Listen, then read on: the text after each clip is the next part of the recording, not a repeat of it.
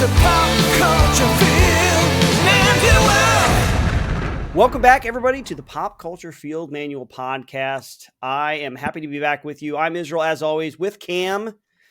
And today, we got a very special episode. We recently did an episode, if you heard it, on insurgencies in pop culture, or portrayals of insurgency in pop culture. But this week, we're going to do a little bit of a deeper dive with a man who spent a lot of blood, sweat, and tears, actually, hunting for insurgents in Iraq, Jack Treadway. He's got a new book out, Insurgent Hunter, that you can check out wherever you read or listen to books. Actually, I don't know if we have an audiobook just yet at the time of this recording, but Jack. I think there is. Oh, there is. Okay, good. All right. Excellent news. Yeah. That's good news for you, Cameron, right? Yeah, I'm all over it, man. Yeah. But Jack, welcome to the podcast. Thank you. Good morning.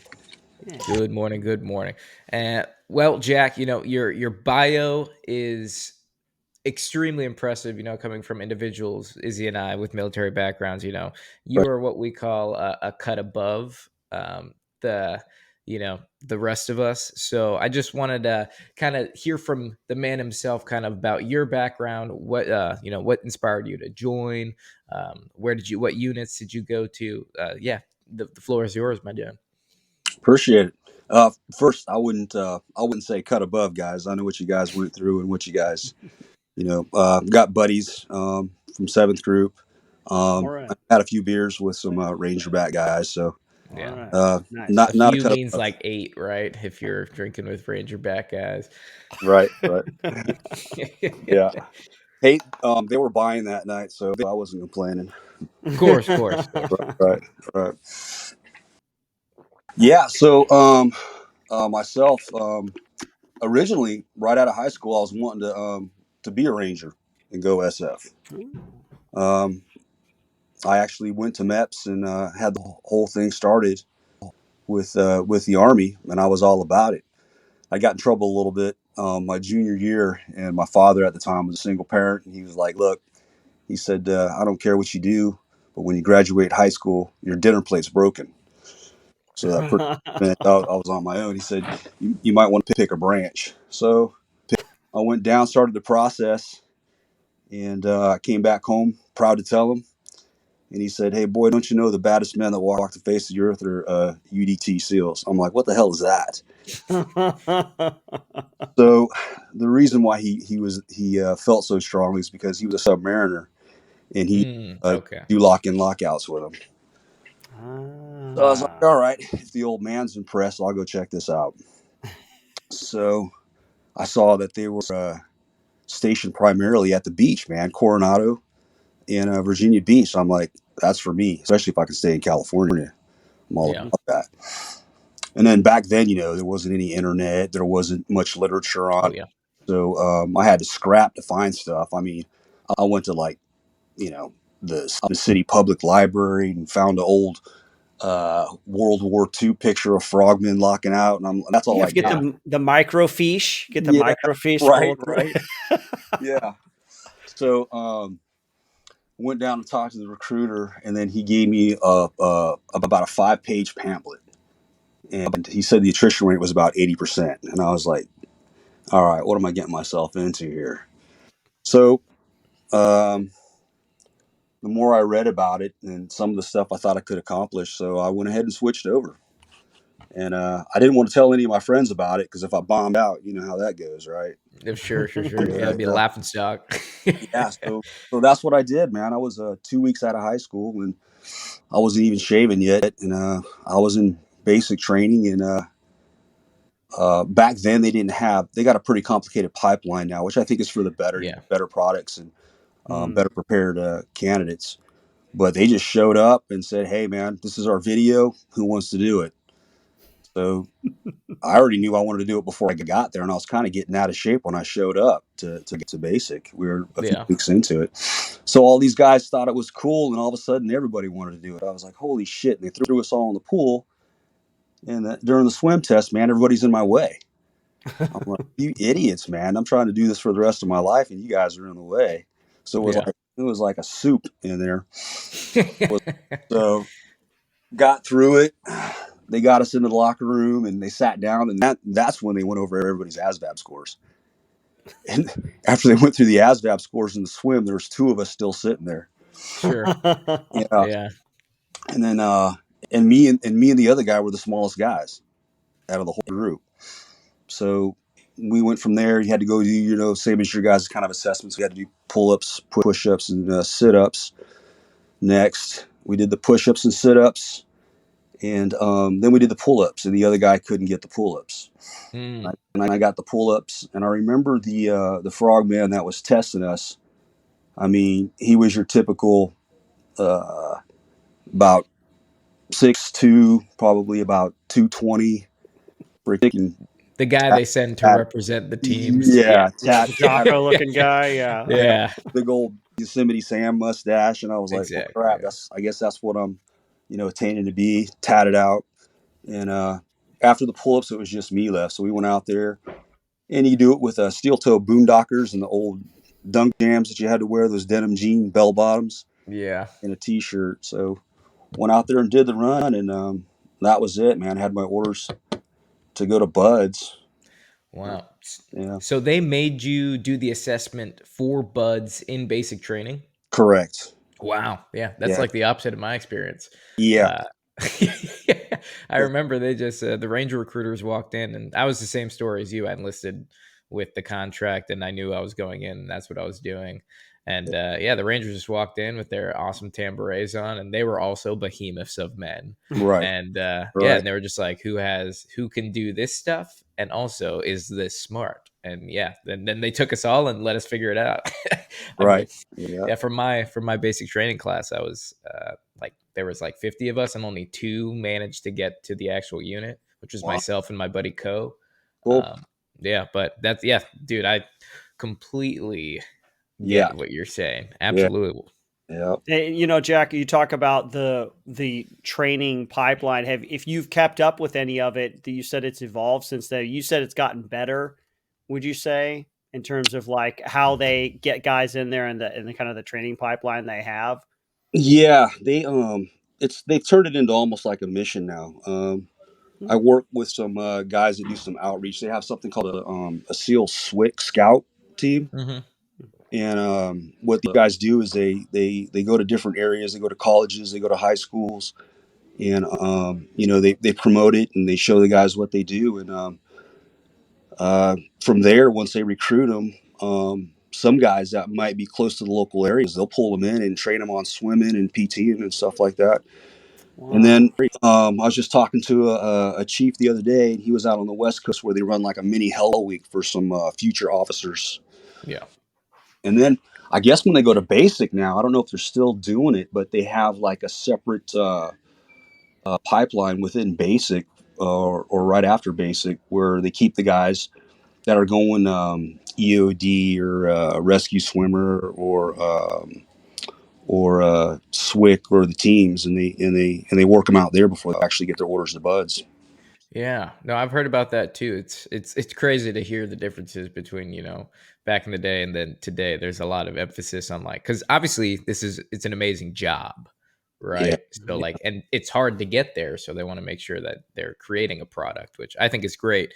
But then again, different personality types nowadays. But we're not talking about that. This is right, right, this isn't a tangent. We're talking about your book, and yeah, obviously your book's titled Insurgent Hunter, right, and you talk about how what you just said, your journey to Buds, and then how you became an Air Force OSI agent, and hmm we're all over Iraq and the Middle East. So can you kind of talk about that transition? yeah, Obviously you went SEALs because they're the best of the best, and you had a lot of influence from your old man, which is extremely respectable. Right, got to make the old man proud first and foremost. right, right. Um, but what kind of triggered that switch? Was it an event in the SEALs that made you go and want to commission? Were you over the enlisted life? Tell me a little bit about that.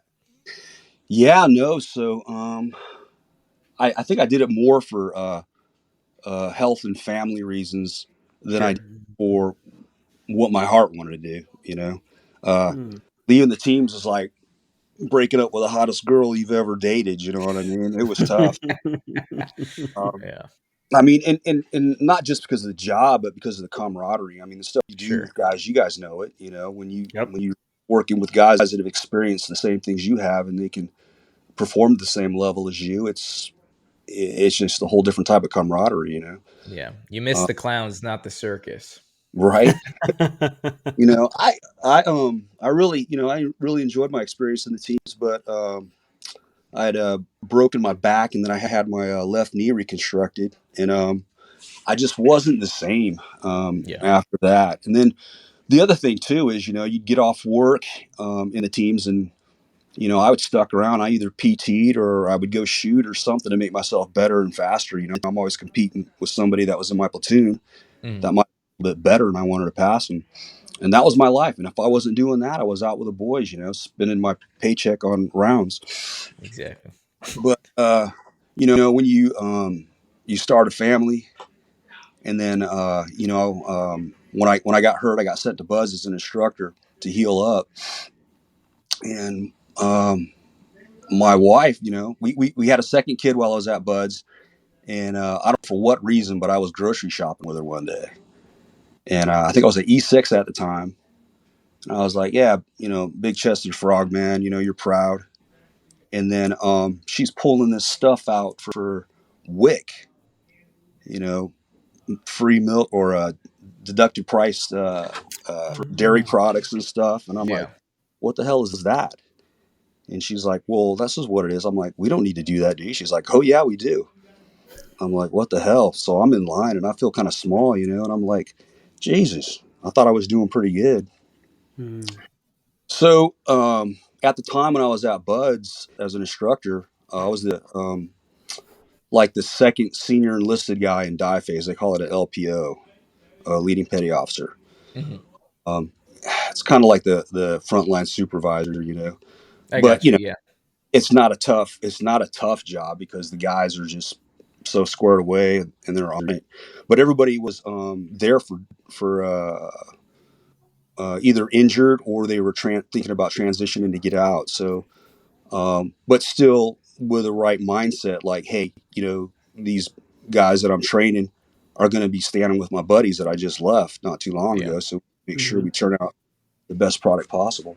But anyways, so everybody except for one guy in all the die phase, we had about 20 guys in there, including a couple controllers and a couple special forces guys. Mm. Oh. Actually, we had three special forces guys. We got a corpsman, who I'm still friends with today, a seventh group guy, um, and then we had another seventh group guy. I'm still buddies with him. We went to the Air Force together, he and I. Okay. Yeah, Nice. and then we had a couple different Green Beret officers that rotated out.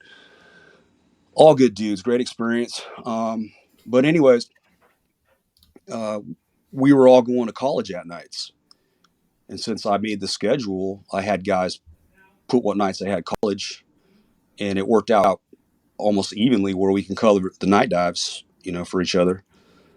So everybody was knocking out their degrees. We had guys leaving to different agencies. We had guys join police departments. Anything tactical that they could put their team Sure. guys to. We Yeah. had FBI, HRT guys coming through that we were training. We had guys interested in that.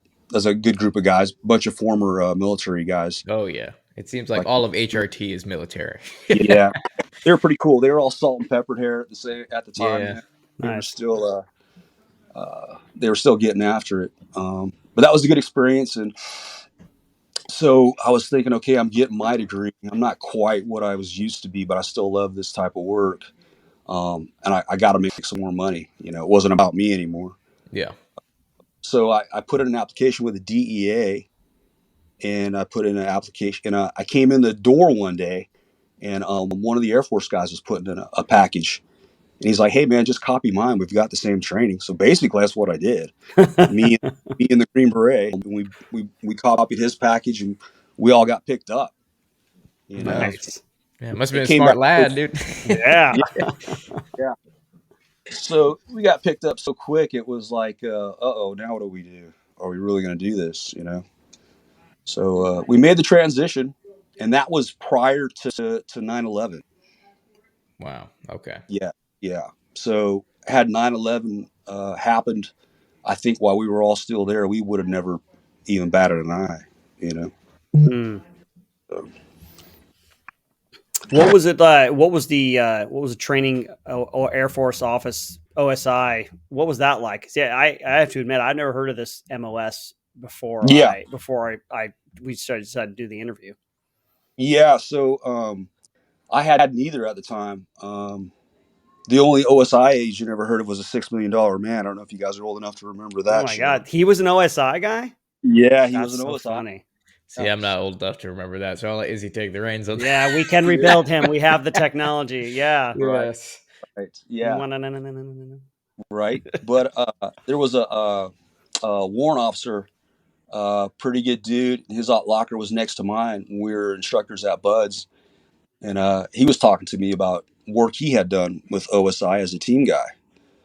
So I looked into it, and basically, you're a you're a you're a credentialed what they call an 1811 federal agent, Hmm. um, and your job is to investigate death investigations, rapes, espionage, counter intel, and they did some tactical work, and I was all about that. So I had an application in with the DEA. Everything came back good with that. Everything came back good with OSI. So OSI route, you go to the Federal Law Enforcement Training Center in Glencoe, Georgia.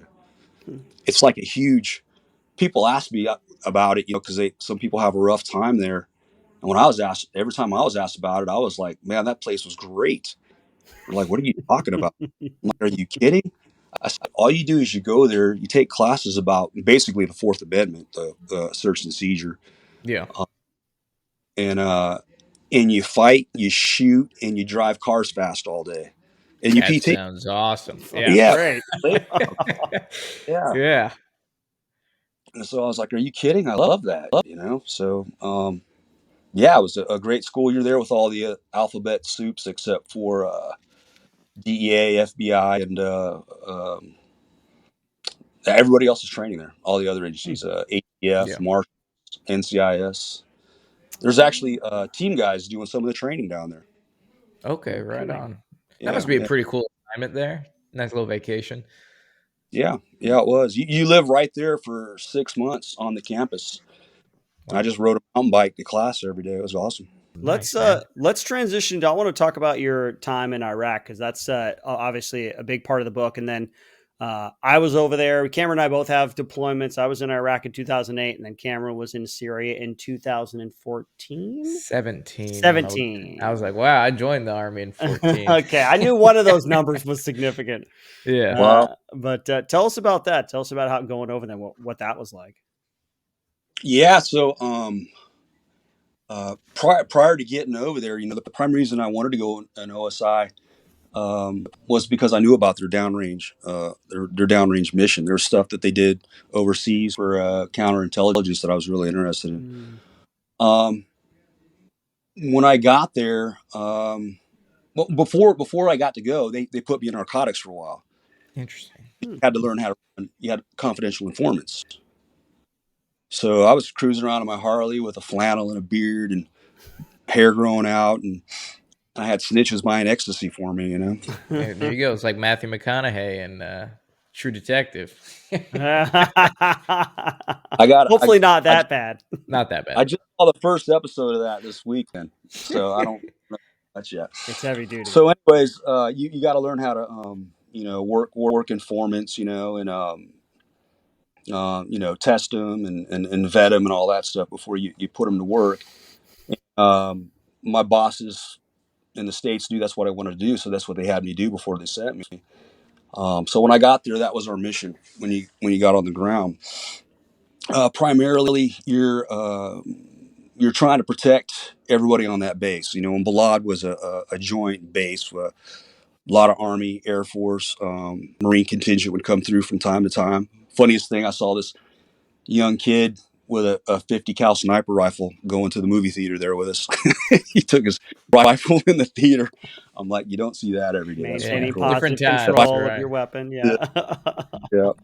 So, but you get there, and we were like a 10-man team. Um, we had we had a commander, we had a senior NCO, we had an analyst, we had interpreters, and then we would have 8 collectors, agents, that worked out of the bullpen. That's what we called it. And our job was to basically put target packages together for for uh, for units like you guys is to take action. Yeah. I mean, you got a little bit of experience for building target packages while you're in the SEAL teams, right? Because I have a couple SEAL buddies, and that's all they talk about is like building target packages when they're overseas to hit. Yeah. So the cool thing about that is I had no experience with that with the team. Sometimes the information or the intel they would bring us, I'm like, where the hell's this come from? Yeah. So it was a perfect transition because when you're putting a target package together, little things like where's the guy squirt to, what's the house made out of, how many levels, are there guards, are there dogs, where's the LZ at, if you want to go that route. Um, if you're going to go in by convoy or Humvee, IEDs, you want to know all that shit. Yeah. Um, so that's what we put together, and I remember getting a phone call from one time from some Green Berets, I think out of Baghdad. They call a Charlie Company. I've heard of Charlie companies before, and another time worked with 10th Group. But both those guys were like, hey, they would call me like, hey, who the hell are you? I'm like, what do you mean? They're like, did you put this target package together? I was like, yeah. They're like, what's your background, man? Because this is stuff we need. And so I told them. And it was interesting because the 10th Group guys actually knew guys I knew back at Team 5. That's awesome. So there was a lot of trust right away. Yeah. So, yeah. And the cool thing is I'd say more times than not, they look at you and you give them the intel and you give them the package and they look at you like, you coming with us? Shit, yeah, can I bring my terp? And that's what they want to hear. Yeah. Mm-hmm. So yeah, those were 2 different missions. The one with the 10th Group guys, we were going after this guy that they'd been trying to get before I got there. So and he happened to be. Me and the agents, we divided the area of operations around the base into sectors. Mm-hmm. So if you mortared or rocketed, or someone got ambushed or hit an IED in that sector, it was those agents' responsibility. Yeah. So that's how we divided up, and that's how you took accountability instead of just writing a bunch of damn intel reports and actually having something actionable making a difference on the battle space. So guys took a lot of pride in that, and gals. We had female agents as well. Took a lot of pride in it, running your sources and stuff. So the guy that I wanted to get after, these SF guys were they were out of a fob, and I didn't even know that they were out there. But I was working with a first cav operations officer, and he's like, "Hey, if you want to really get this guy, these are probably the guys you want to talk to get after him." So we sent him my package, and the next thing you know, I'm up there with these guys, and the guy that we were going after, man, we called him Kaiser Soze because every time we go to catch him, he was gone. You'd find a hot soup bowl or a cigarette still lit, and he was gone. And so I think the first time we were going to get him, I had an informant near his village, and I had one outside of his village. And these guys didn't know that I was working with both of them because that's the way you wanted to do it, so you could validate your intel. These guys decided, like, we're going to go in. We had an LZ to use some 60s to go in, and we knew where the guys squirted to. The first day of the mission was going to go down, I got intel saying that there was one of the bugger eaters got killed there, so they were having a funeral. And I'm like, well, that's going to be ugly because that's going to bring about 300 bugger eaters to the funeral, and that's a no-go. So about the time I'm going to call the major of the A team, the phone rings and it's him, And he's like, "Hey, man, are you hearing this?" I'm like, "Yeah, I am." He's like, "Yeah, we don't do funerals anymore." I said, "Check, another day." Yeah. So we still ran the guy, had a pattern of life watching for him. Where I wanted to get him was there was this bridge that he went to every Friday at noon. And he had to go over the bridge to go to his church. He went to church every Friday at noon, and he always had a bodyguard with him. Mm, And that's where I wanted to get him, was on that bridge. yeah. I was like, damn it, if I was back in the teams and I could take my sniper buddy out with me and a couple other guys for security, we could just take care of business right there. But it was a kill or capture. Yeah. Well, that wasn't going to happen, right? Yeah, it's Right. pretty, it's like a 90-10 on that one. Yeah.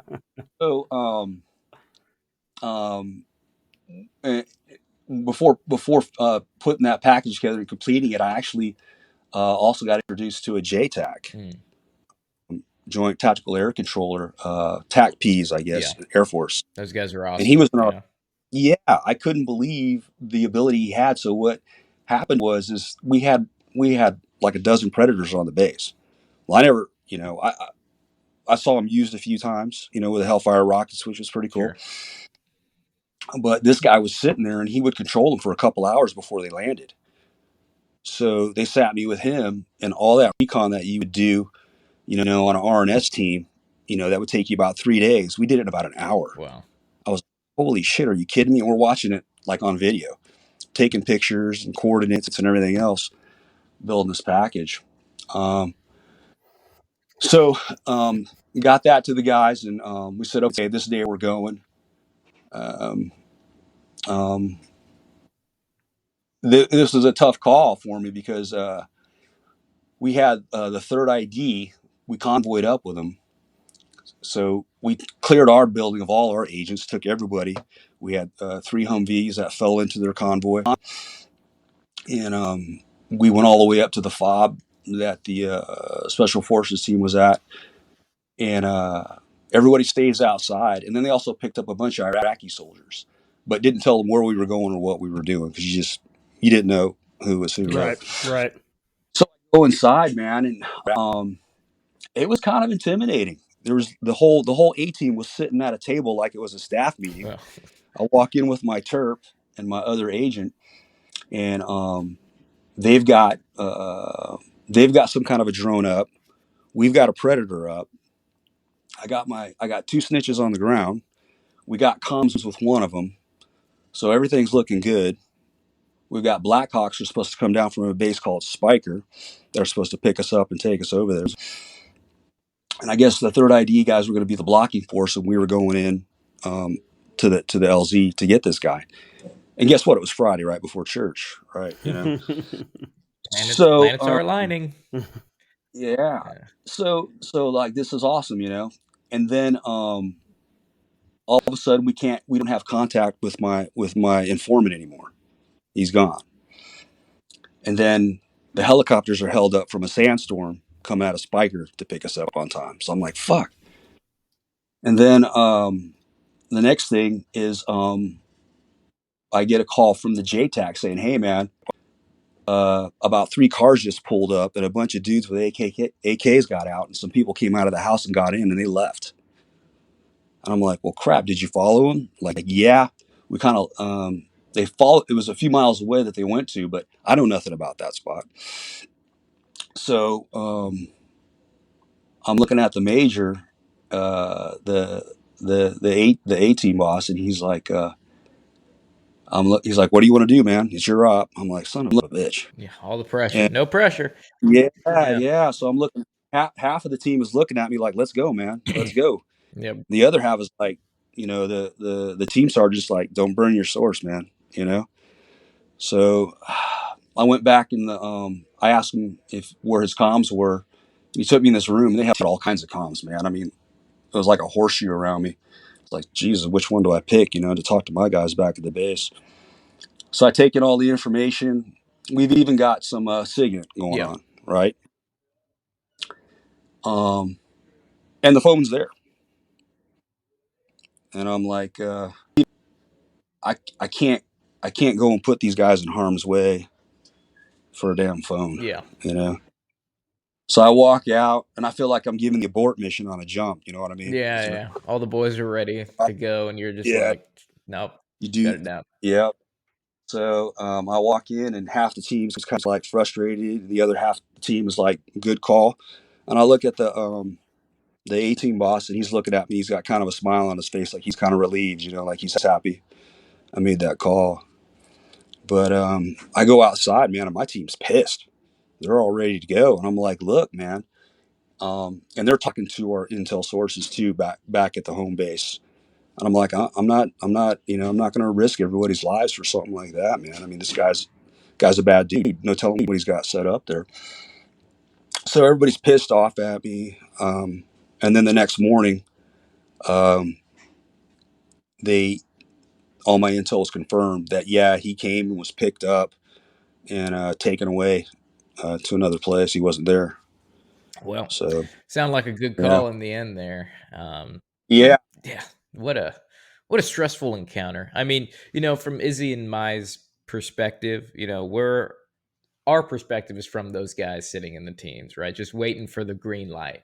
Like always the mm-hmm. word, the infamous word, that we're always waiting for. So we have minimal experience on your side, building these target packages, the intel side of it. What was the most challenging thing about it? And in my experience, it seems like your experience by cutting this down and picking the high road here, not sending guys, to their death Yeah. essentially, or possibly.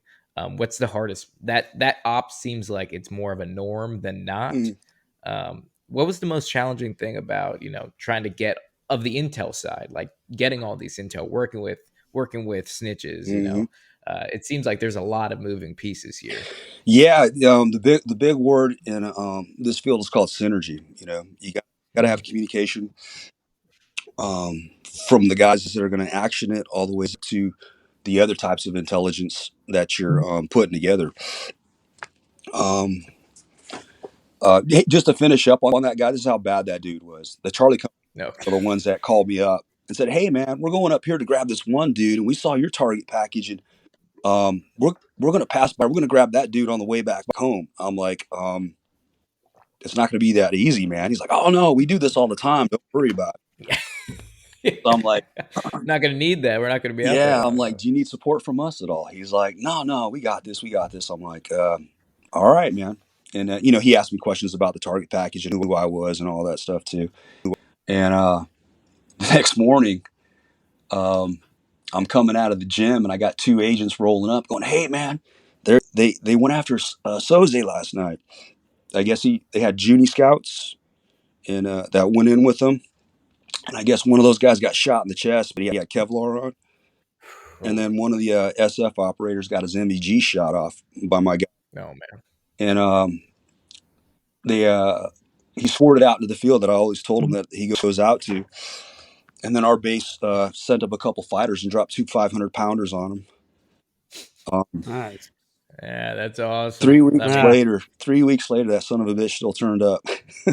no Yeah, way. yeah. What is that guy made of? Freaking Kevlar? He's like Iron Man, Yeah, yeah. So, Jesus. yeah. What number? Oh, sorry, buddy. What number packet were you guys on for him? What was it like? What were you calling him? Kaiser? Was it Kaiser like Soze? Kaiser Jose, 13? yeah, Was it like Kaiser 16, Kaiser 20, yeah, Kaiser 22? yeah. So I don't even know what Kaiser Soze means. I just know we titled that from the movie. Was it Unusual The Suspects? usual Yeah, suspects. yeah. Yeah. The greatest devil ever played on anybody.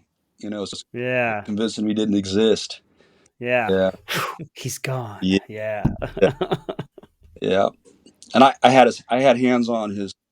I cuffed up his cousins. I've questioned his wives, his kids, and he taught them all how to lie. Man, they all said the same thing. Yeah. That was another thing that, that's an interesting thing with my team. Like because I was the junior guy, I was not privy to a lot of the intel meetups and stuff because we had sources, we had people that were handed off to us from the previous team. Right. And so it's kind of like when you like when the president first gets in, you have to do like a tour of all the agencies. Like when we first got into country, I was at KROS, kind of in the northern, north of Baghdad. And then, so we'd have to do like a tour. We'd have to go around to the Mukhtars. We have to meet all our sources. And it was like a couple of weeks of us getting handed off from the previous team. Be like, hey, we're out of here, but these guys are just like us. This is the next team that's in. You can trust them. Right. And so you had to kind of like, rebuild that rapport and that trust and hopefully have that trust. A lot of these guys, I remember my team started said, yeah, like we're going to use these guys, but it's hard to trust these guys. Mm-mm. You know what I mean? Like you could trust them as far as you could throw them, Absolutely. Yeah. And that's something we had to worry about too, is agents getting too close to some of our informants. In fact, right before I left, the senior NCO and the commander were thinking about doing a shakeup and switching sources around on everybody. Because, just so nobody gets too close, nobody gets too comfortable or too familiar. Right. Yeah. And some of those guys over there were professional informants, man. I mean, after our guys got killed, we had some guys that came over. OSI has this team. I don't know if they still have it, but it was a great resource. They were called anti-terrorism specialty team, and they looked a lot like the HRT guys, man. They were all probably early to mid 30s, all mature guys, all had various backgrounds, but all tactical. And that team was started and trained by a former SF guy who came over to OSI. Yeah, I think he was I think he left Special Forces as a major and went over to OSI. But he started that team up like way before I was in OSI. But those guys came over to backfill, and these guys were solid, man. I mean, when we rolled out in the streets in Iraq, it was like they were there yesterday on the first op that I went with them. I remember we were clearing this building, and this kid comes across the street. I guess he might have been in his early 20s, and he's yelling one of our AST guys' names. And he's like, yeah, man. He's like, I can't talk to you here. You need to get out of here. He's like, my contact information is still the same. But he was one of his informants from a couple of years prior. Well, wow. Small world. Yeah. Yeah. And then the other thing you had to worry about, too, was the Sunnis and Shias playing games against each other. They're always at war. Yeah. And tribes versus tribes. They don't be stepping on trying anybody's to screw land. each other over. Yeah. Yep. Wow. Yeah. I mean, the Middle East was just kind of, in my opinion, a soup sandwich going over there. Like when I was in Syria, it was like we weren't just fighting one war here. Oh, wow. No. Oh, yeah. It was like 6 wars all happening. Yeah. You talk about synergy. That place is is absolute synergy of war. Kurds, ISIS, Shia, Assad, the rebels, Russians, us. Yeah, no shit. Yeah, the Kurds, all those people, ethnically speaking, they're all spread out, but border-wise, you go over a border, they go from being the good guys to the bad guys, right? Because they're just now we're in a different country, and they're fighting somebody over here. Well, there are allies over here. That was the poor Kurds. I felt so bad for the Kurds. Yeah, no shit, especially what Turkey did to them. Oh yeah, and you're like, they're fighting. Yeah, they're fighting for the SDF, and they're like, yeah, you'll get your land if you fight for us. And you just, in the back of your mind, you're looking at them, you're like, dude, it's bad. Yeah, you're not getting anything. Yeah. Wow. Yeah. One thing, just kind of jumping around a little bit. In the book, you talk about early in your work with OSI, you back here in the States, somebody named Devery Lane Taylor. Oh, God. Can you tell us a little bit about that? Yeah, so hopefully he's still in prison. Hopefully. I read that. I looked up There's any justice. Yeah. It's terrible. I want to hear about another reason you can't see my face right now, right? Using a pseudonym. I mean, there's other guys like him that hopefully are still, they're probably out, but Jesus. So, when you're a new agent, you're going to do the typical death investigations and rapes, sexual assaults and stuff like that. Yeah. So I I live on the base at Eglin, so I live close to the hospital. So even though I'm not the agent on call, somebody shows up at the hospital, they call me because I'm right down the street. Yeah. So I got all those. And a lot of times, it would be a lot of our sexual assaults for a while there were like somebody got caught messing around on their husband, so all of a sudden it's a sexual assault, and you're just like, oh man, here we go again. We're putting all these Yeah. man hours in, Another Jody in the military. My God. right? Yeah. So I go down and I walk in, and it's a rape victim that they're telling me. So I'm expecting to see, you know, a disheveled woman, and I walk in, and it's a guy about my size, maybe bigger, and I'm like, holy shit! And he's disheveled, and he's upset. I'm like, oh man, As you should be. yeah, Oh man. yeah. So the worst part is he's not active duty. He's either guard or reserve. I can't remember, but he's also a federal agent. I'm not going to say what agency, but No. he's a gun carrying credentialed agent. Golly. But anyways, he'd been drugged and then driven someplace.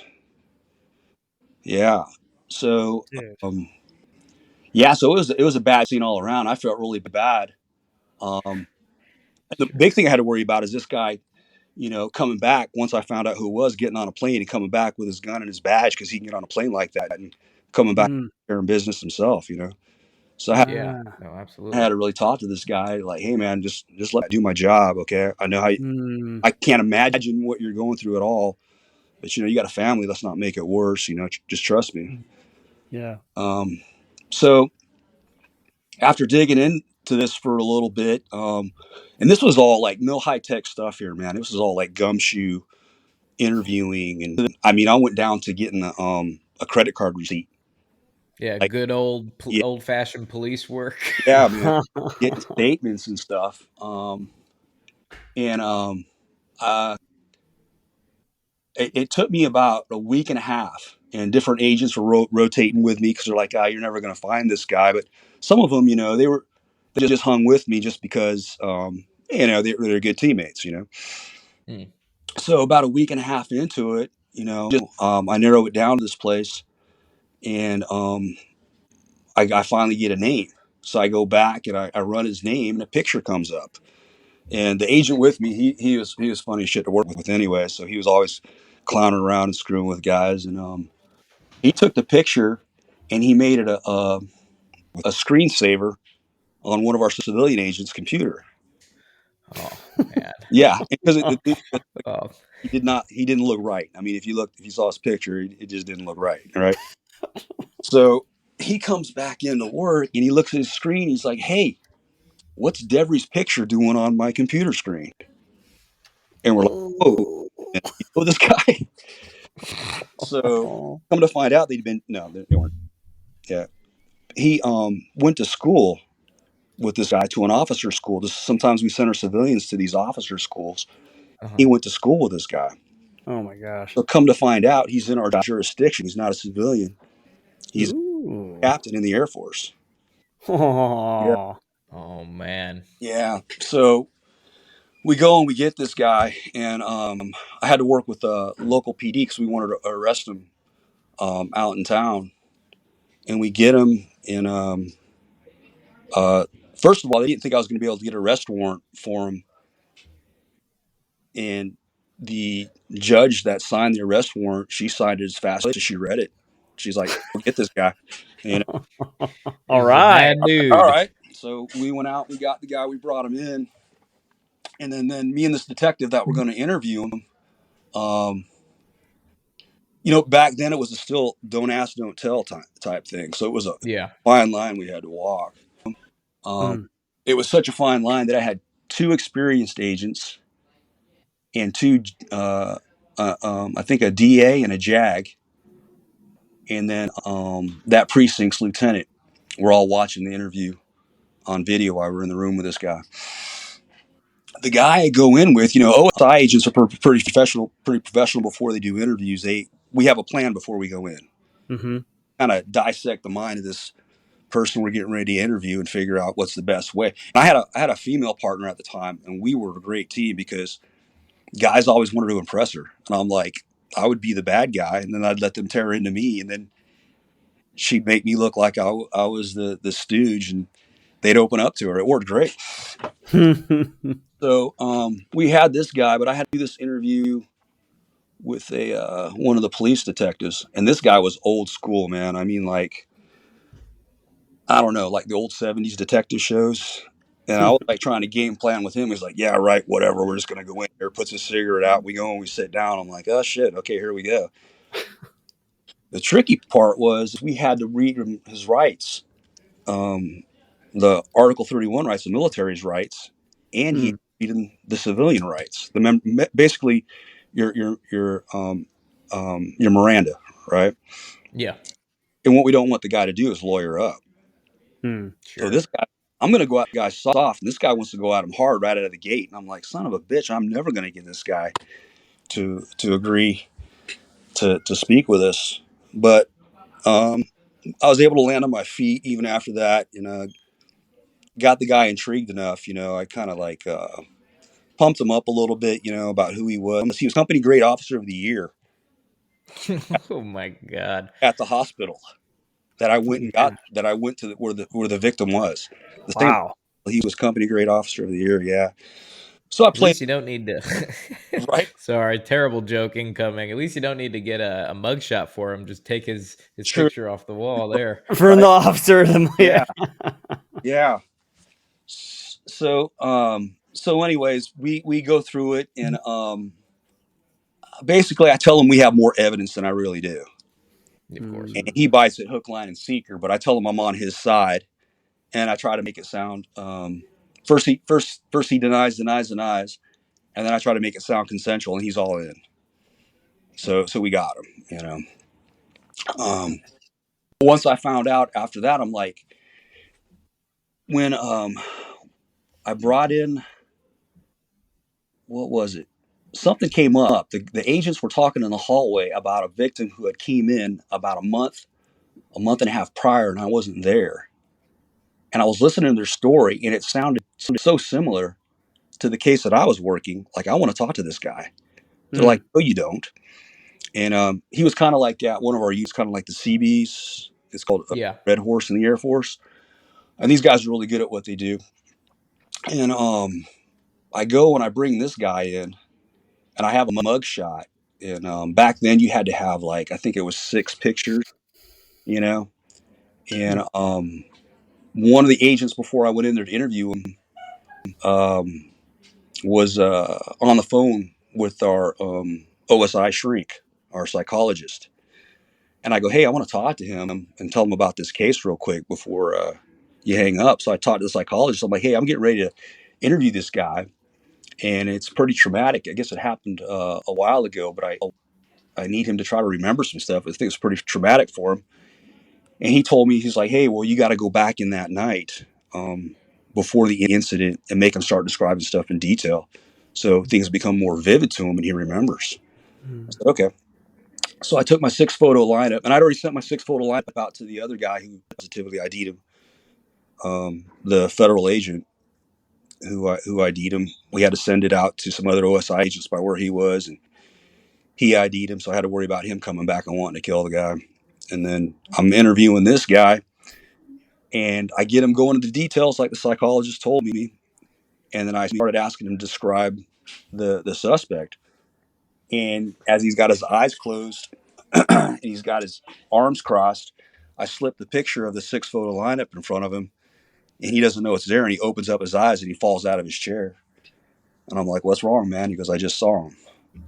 So I go, oh man. Yeah. So I said, okay, if this guy did this, within a couple months, how many times has he done this before?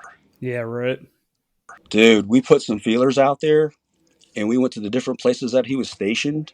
We came back with 23 victims. Oh my gosh. Yeah. Has he MO. He was like a repeat, Same, and everyone offender. I talked to, man, it was the same MO. It was the same MO every time. Damn. Yeah. That's absolutely crazy. If one thing watching Law and Order SVU has taught me is the MO is always the same. Yeah, people don't change, man. You got this guy. Yeah, it freaked me Nice. a bit because a lot of these guys, man, were like the same skin tone and build as me. Oh, he had like a Oh, type. He had his type. Yeah. Ugh. Yeah. Jesus. Yeah. Yeah. It was That's weird. absolutely crazy. Well, hopefully, like you said before telling the story, this guy's still locked up away. He's supposed Uh, to got 55 years, man. So 55, Good. 55 year. Oh, man. Well, hopefully somebody's doing it to him in there. No, maybe he likes it. I don't know, man. I don't know. That dude's definitely a I really top. don't He is want to think not a about bottom. it. Yeah. Yeah, he is definitely not a bottom if he's a top. Right. Terms I didn't know until I did that investigation, by the way. Exactly. Yeah, my fiance loves drag shows, so unfortunately, I know all these terms now. Yeah. Guilty by association. Jesus. But, but anyways, your book. One final question for you, because this has been an amazing episode, and thanks again for being here, Jack. Thank but you, Jack. your book. You talk about your Navy SEAL experience, your OSI, and thank you for sharing your stories with us. But there was one theme that seemed extremely evident, and I think it's like the main theme of the book, whether you intended to or not. This is what we got, and that's absolutely camaraderie. And you've mentioned it in this podcast about how that's what you missed. But me and Izzy, being former military as well, we talk about camaraderie a lot. But before you go, we just wanted to ask, like, what's your take on it, and what camaraderie means to you? Yeah. So it's when you're going to do something with people that you trust, that you know that if you go down, they got you, and they can trust you, that they know you have them. And I'll tell you, there's guys, teammates I worked with that know stuff about me that nobody in the world ever will. So it's hard. It's hard to build. It's hard to build. But I think because of units like we belong to, guys, when you bleed and sweat together and you accomplish things together, even when it sucks, when you come back, you still look at each other, and that's who you lean on. And when it's great, you look at each other and you buy each other drinks. It's Yeah, it's a certain kind of bond that comes with a certain personality, a combination of the personalities and the circumstances that you go through together that yeah. creates a certain type of bond that you cannot duplicate. You can't replicate anywhere No, else. nope. And that's the biggest thing that I would miss is all that. But you got some good memories. Mm-hmm. Yeah, Great memories. and you did some good, man. You did some real good. Like if only Devery Lane was the only thing, like if that. But obviously, you got a lot of great examples in the book. But you did some good, man. You did some good out there. Appreciate it. Yeah. Sometimes it's better to be lucky than good, though. Yeah. Heck yeah, man. Absolutely. So now you're teaching JRTC out in North Carolina. Yep. You what kind of fulfillment does that bring you? Because I know, like, doing the jobs, like you said, doing the jobs we've had the camaraderie. We've got a lot of fulfillment out of that. Do you do you get the same camaraderie, or do you get the same fulfillment out of teaching now than you do actually doing the job? So I will tell you this: it was more gratifying than I thought it would be. Especially for the type of school that I'm at. I had opportunities to go to schools in more affluent areas, but I work with an E9, right? And we spend more time with each other than we do with our wives. Our desks right next to each other, so if we don't like each other, it ain't gonna work, Yeah. And we've been doing this for quite a few years now, and you get these kids in here that home life isn't good. Yeah. Have two nickels to rub together. They're in trouble all the time. But in the end, you go off and you see them accomplish something huge. And they got a path, and they are somebody, and they're contributing to society, and they're proud of what they're doing. That's pretty gratifying. Yeah. That's awesome, man. That's cool. That's absolutely. It's like you're like living a movie. What is it? It's like Coach Carter in real life. You know, it's funny you should say that. The guy that I worked in here before me, he used to show that video to the kids. It's good, man. It's true. Yeah. I mean, that's the thing about pop culture. Sometimes, when we can connect with it, it sends a really good message. It's just Yeah. like when I used to teach my guys break contact, and I'd show them the bank exiting break contact scene from Heat. Oh yeah. It's so good. Yeah. That tripped me out when those guys were making those calls and moving like they're. I'm like, what the hell? Oh yeah, they had really good military advisor. But in that bank scene, the black security guard that's shot. Yeah. If you gotta remember that. Yeah. He was actually one of my instructors when I went through Buds. Oh, really? Yeah. There you go. The Hollywood SEAL, huh? One of them? Yeah. Awesome. That's amazing. Well, Jack, thank you so much for your time, your stories. Me and Izzy, I feel like we've been looking at each other every now and then, and we both are on the edge of our seats when your picture is glowing, because obviously we can't show your face. But thank you again for being here. Is there any last minute things you want to mention? Insurgent Hunter, your new book coming out. Cameron, hold on. We got a game here, man. Oh, we have a game? got a game. Man. Oh, I didn't see Cam. it. I thought we were strictly business on this one. All right. Well, let me tell you, Jack, we always do a game at the end of every episode, and we have a game we'd like to play for you. It'll be simple, man. It'll be a lot of fun, I think. But it's called This Quiz Will Make You Rack Your Brain. Okay.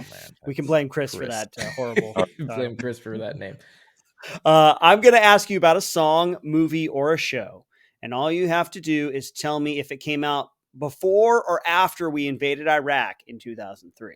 So it's 50-50. Okay. It's just man. Before or after your two choices. So the warm-up question, this is your example. The Matrix, before or after we invaded Iraq? Before. It's correct. That came out 1999. Matrix came out. Okay. Remember, I was a senior in high points if you school. can guess the year. Yeah. I only guessed that because I think the guys were watching it on video when I got there. There you go. There you go. Core memories. Use them. All right.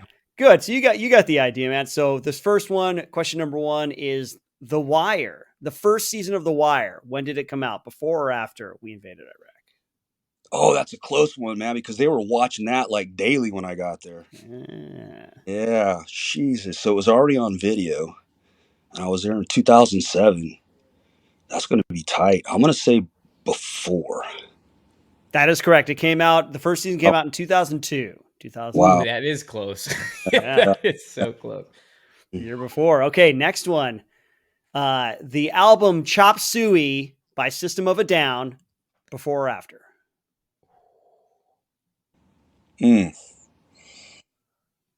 All right. Those are the guys that had that crazy video in the desert, right? Yeah, the Armenian boys. Yep. Wake up. Wake up. I'm just going to say after, just because the other one was before. Oh, not quite. System of a Down, Chop Suey came out in 2001. Okay. That's all right. That's all right. Next one coming up. Shooter, the movie starring Mark Wahlberg, former Marine sniper. Did it come out before or after? I'll say before. Oh, not quite. Came out in 2007. Shooter came out in 2007. My God. Mark Wahlberg. Okay. Yeah. I can remember there's a certain set of movies between 2005 and 2009 that I will always remember, because I was like, I was in North Carolina during that time. I was out in Fort Lewis at the time. So they based that off of Gunny Hathcock? Did they? Oh, I think his character was, because he was like, what was his sniper, name? Man. Yeah, he was like a Marine Corps sniper. And then show too with Brian Phillippe for a little while. It's the same premise basically. But all right, next question. Gold Digger album by Kanye West, or the song Gold Digger by Kanye West. Did it come out before or after? I have no idea, man. I'm not I got a buddy that says there's something about every guy that's ever dated a Kardashian, and they go into it's a curse out of it. Yeah. the Kardashian curse. You either Yeah. become a woman or you get hooked on drugs. Yeah. You go insane. That happens. Yeah. So before, Oh, not quite. After it came out in damn. 2005. So 2005. not the best guess of the It's year. okay. That's okay. We got 2 more. Here we go. The first season of Breaking Bad. Jesus. I just saw that about 2 years ago. Well, that's good. It's one of the best shows on television when it was on. What year did you say that came out? Well, you got to guess. Did it before or after? I see. He's trying to do some 2003. good old police work. Let's see.